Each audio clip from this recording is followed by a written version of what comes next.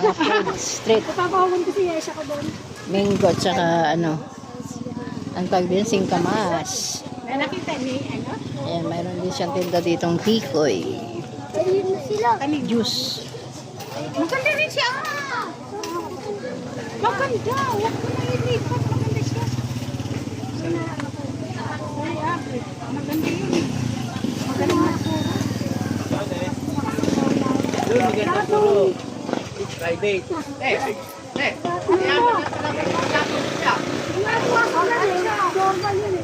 Ay, may sasakyan na eh. Sino? Nagandaan? Nasaan? Nakita mo?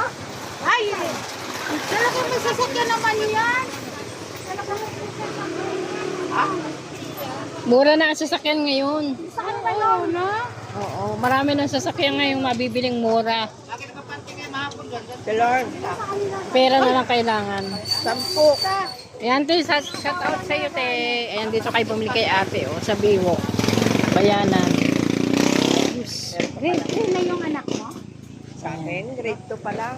Ah, grade 2. And, pupunta na tayo doon sa school. Nanunundo na tayo. Ang init, guys. Lakad lang tayo, guys. Hindi na tayo sumakay. Exercise na natin to. Gintay tayo doon sa intayan dito sa school.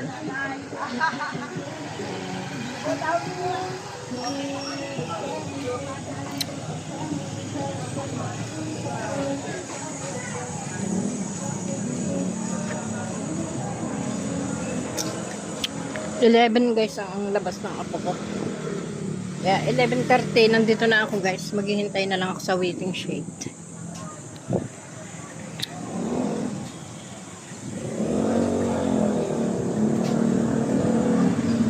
Sobrang init.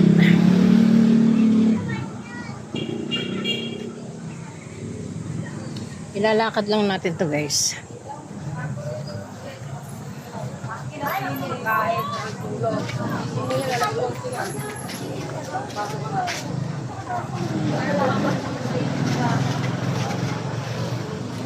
Bukan ni mama mainit dito eh.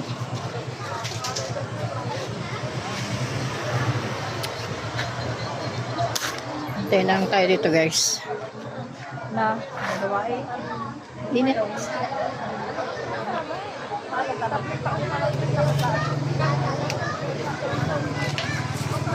Dami naghihintay dito guys.